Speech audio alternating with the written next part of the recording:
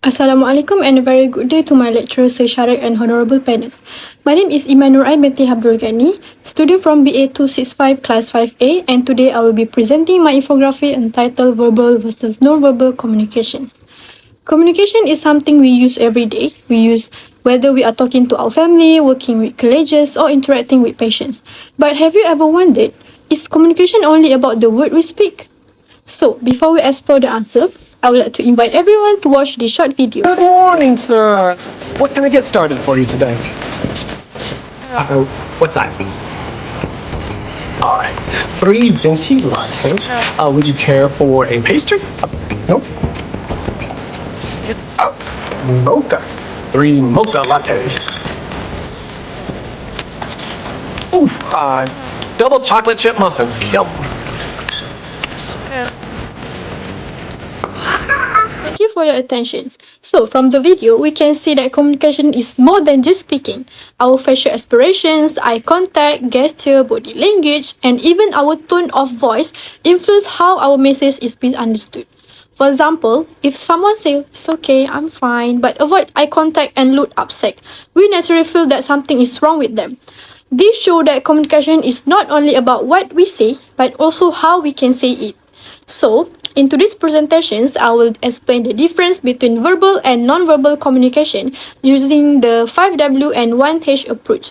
Without further ado, let's begin with the first section, which is what is verbal and non-verbal communication. So, as shown on the left side of my infographic, verbal communication refers to using spoken or written words to share information, ideas, or feelings. Common examples include speaking, writing, and sending emails.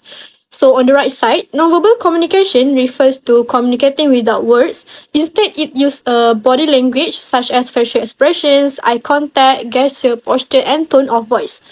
So the main difference is that verbal communication tells us the message, while the non-verbal communications help us express the emotion and intention behind that message. When both work together, communication becomes much clearer and more effective. Now, let's move on to the who, when, and where section.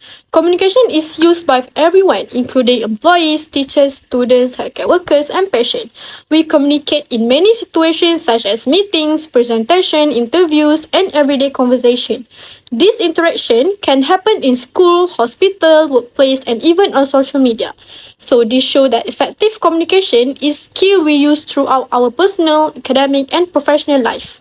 Do you guys ever wonder why understanding communication is important? Effective communication helps us build trust, reduce misunderstanding, and strengthen teamwork. For example, in a healthcare setting, a doctor may provide the correct medical explanations, but if the doctor speaks too quickly or avoid eye contact, the patient may stay confused or worried. When clear verbal communication is supported by the positive body language and a calm tone of voice, patients are more likely to feel understood and trust the healthcare professional.